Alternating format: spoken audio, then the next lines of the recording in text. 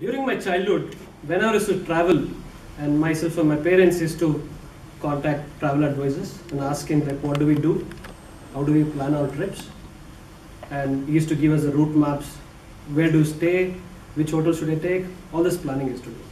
So when we can do for one trip, we also need to do for our investments. So we need to do a planning for every year to meet our financial goals. Today I'm going to take you through few principles which you have to follow when you are planning for your investments. Number one, make sure that always review every year your portfolio. When I say portfolio, it's a mixture of stocks, mutual funds, real estate, gold, all the investments you make, when you put in one basket, it's called as portfolio. So, number one, when I said, you need to review every year. You have to, if something is turning into loss, throw out that stocks, throw out that investments, and make sure that you buy new one. So that's a review of every year. So number two, every year means you guys have seen many agents will come and say buy ULIP, unit linked insurance plan. That's a combination of mutual funds and term insurance. It's an insurance and mutual funds. So you don't know what is the expense you have to pay. They'll charge you, even though you invest 10,000, they'll not invest entire 10,000. They'll say there's some charges, sir. So what is the charges? What is the maximum you have to pay for it?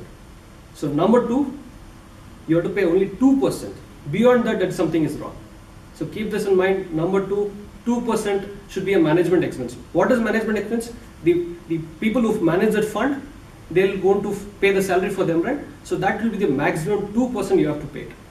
So, okay. And number three, we all face a lot of issues when we might lose job or we might fall sick. You will not be able to earn your income.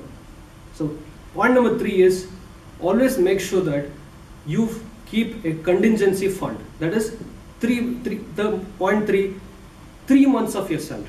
Whatever you earn every month, make sure that you put it somewhere where you can encash fund immediately. Right? If you put it in real estate, you'll not be able to encash it immediately. Keep that 3 months of your salary in somewhere in FD where you can liquidate that amount. You can encash that amount immediately. So point number three. So point number four, we all use credit cards, right? We make sure sometimes we may not be able to pay that credit card. We'll roll over that credit card. We'll only pay the interest and minimum due and roll over that credit card. So what is the maximum number of times we have to roll over? Point number four, it is 4 months. Beyond that, that means you are spending more than your income. So you're going to get into debt trap. So make sure that you roll over only 4 months. Credit card company will allow you to even to roll over for 12 months, even 24 months. But you should have a standard saying that more than 4 months you should not roll over. That means, as I said, you spending more than your income. So point number 5, 5 years. You would have invested in some good stocks. You should give at least 5 years for that. Like you have invested in Infosys or TCS or some good companies. Don't invest in something like Satyam and wait for 5 years. No point in waiting for. Invest in good stock, good fundamental stock. At least give 5 years. So point number 5, 5 years you should give time for reasonable returns you get it. Okay.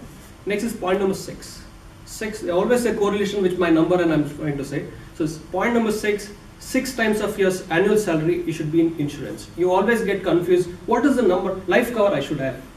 People say 10 lakhs you should have life cover, 20 lakhs, 30 lakhs. What is the actual amount you should have? So if you're earning 10 lakhs, make sure that you have 6 times of your salary. That is 60 lakhs. If you're earning 20 lakhs into 6, 1.2 crores. That is the life cover you should have. So point number 6, 6 times of your annual salary. Point number 7, you would have seen, you would have planned for your investment like Smart Kid, ICICI Smart Kid. You would have planned for your kids' education for next 10 years or 15 years. Or you also planned for your marriage, kids' marriage for 10 years, 15 years. So you always should account for 7% at least the inflation. Today is 1 lakh, next year not the same. It's 1,07,000. So you should factor those 7% every year so that when you plan for investment, it gets captured. So point number 8, you would have invested in mutual funds. Anyone would have asked you invest in mutual funds. But how many funds should I manage?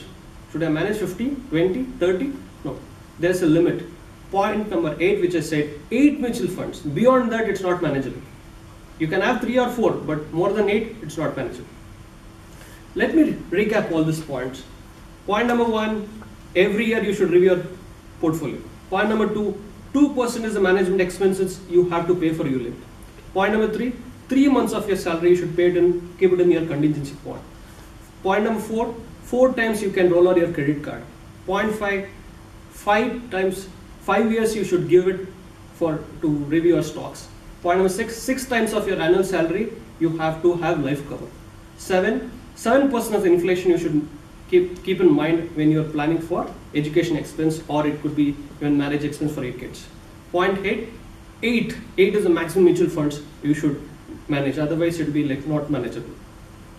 So, and planning is not one-time exercise, it's an ongoing exercise.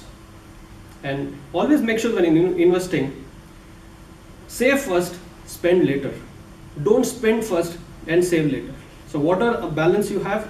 Usually what we do, we spend first and balance what is that you save it. Don't do that. Always make sure you save what is the amount left or you spend it. What do I must?